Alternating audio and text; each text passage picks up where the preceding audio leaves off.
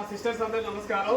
మేము వచ్చి BCY party Bode Ramachandra Yadav గారి భారత చైతన్య యువజన పార్టీ బీసీవై పార్టీ నాయకులు. నా పేరు లీలాకృష్ణ యాదవ్, నక్కా దినేష్ యాదవ్ గారు, ఉదయ్ కిరణ్ మన బీసీవై పార్టీ. ముఖ్యంగా ఈరోజు మన హాస్టల్కి రావడానికి కారణం ఏంటంటే అమ్మా, ఏప్రిల్ 11వ తేదీన బోడే రామచంద్ర యాదవ్ గారు ఆమరణ నిరాహార దీక్ష చేస్తున్నారు. ఎందుకు అంటే బీసీ సమస్యల పైన, ముఖ్యంగా బీసీ హాస్టల్ విద్యార్థులకి రెండు. ఒకటి వచ్చి మనకి మెస్ ఛార్జీలు ఎంత ఇస్తున్నారంటే తెలుసా మీకమ్మా? 1600 అమ్మా. ఎంత? కాలేజ్ హాస్టల్ పిల్లలకి 1600 ఇస్తున్నారు.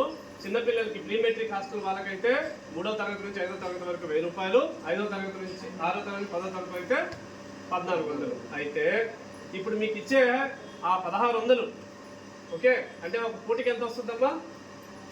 17 రూపాయలు. దాంతో మీకు మంచి ఫుడ్ పెట్టాలంటే హాస్టల్ వార్డెన్ మేడంకి ప్రాబ్లమే. మంచి న్యూట్రిషియస్ ఫుడ్ కావాలి. ఈరోజు మీరంతా ఎవరు? Next coming youth. అంటే మీకు ఇప్పుడు క్వాలిటీ ఫుడ్ ఉండాలి, న్యూట్రిషియస్ ఫుడ్ ఉండాలి. కాబట్టి రామచంద్ర యాదవ్ గారు మనందరికీ మెస్ ఛార్జీలు పెంచాలని. అదేవిధంగా ఈ యొక్క హాస్టల్ బిల్డింగ్లు సొంత బిల్డింగ్లు కాదు, అద్దె భవనాలు నడుస్తున్నాయి. మీ రూములు మాకు తెలుసు. ఇప్పుడు ఇంతమంది కంఫర్ట్గా ఉండరు. మనం ఏంటంటే మనం ఎవరికి వ్యతిరేకం కాదు, మన హక్కుల కోసం మనం సాధించుకోవడానికి కోసమే ఈ పోరాటం. సో ఈ యొక్క కాలేజ్కి హాస్టల్కి సంబంధించి సొంత భవనాలు కావాలి అని చెప్పి ఆమరణ నిరాహార దీక్ష చేపడుతున్నారు. ఒక 5 ఫ్లోర్లు ఉండి, ఒక ఫ్లోర్లో స్టడీ హాల్ ఉండి, ఒక ఫ్లోర్లో డైనింగ్ హాల్ ఉండి, ఒక ఫ్లోర్లో స్లీపింగ్ ఉండి, బెడ్స్ ఉండి, ఒక కార్పొరేట్ లాగా ఎందుకు ఉండకూడదు? బీసీ హాస్టల్ గత 40 సంవత్సరాలుగా ఇదే హాస్టల్. మా నాన్న వాళ్ళు కూడా ఇక్కడ చదివారు, మీ నాన్న వాళ్ళు ఇక్కడ చదివారు. ఇంకేం మార్పులు వద్దా?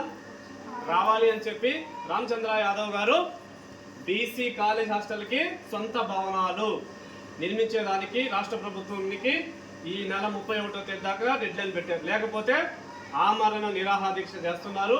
మేమందరం ఏంటంటే రాష్ట్ర వ్యాప్తంగా ఉండేటువంటి ఎస్సీ ఎస్టీ బీసీ హాస్టల్స్ అన్నీ కూడా ఒకసారి చెక్ చేస్తున్నాం. మళ్ళీ ఇప్పుడు చూసాం, ఈ రూముల్లో చిన్న రూముల్లో ఇంతమంది చాలా ఇబ్బందికరంగా ఉంటుంది. దీనివల్ల స్కిన్ ప్రాబ్లమ్స్ వస్తాయి. కరెక్ట్గా చదువు ఉండాలి అంటే కాన్సన్ట్రేషన్ ఉండదు. ఒక స్టడీ హాల్ లేకపోవడం వల్ల ఇంత బిల్డింగ్లో మొత్తం 150 మంది 100 మంది పిల్లలు కష్టం కదా. సో మీ అందరి కోసం రామచంద్ర యాదవ్ గారు ఏం చేయబోతున్నారు? ఆమరణ నిరాహార దీక్ష చేయబోతున్నారు. సో మేము మిమ్మల్ని అడిగేది ఏంటి అంటే, పాత రోజుల్లో లాగా ఉద్యమాలు చేయడానికి రోడ్ల మీదకి రావలేదు. మీరందరూ కూడా రామచంద్ర యాదవ్ గారు చేసేదానికి సంఘీభావం తెలపండి. మీకు మొబైల్స్, గర్ల్స్ హాస్టల్స్కి మొబైల్స్ అలౌడ్ లేదు ఇక్కడ నెల్లూరులో నాకు తెలుసు.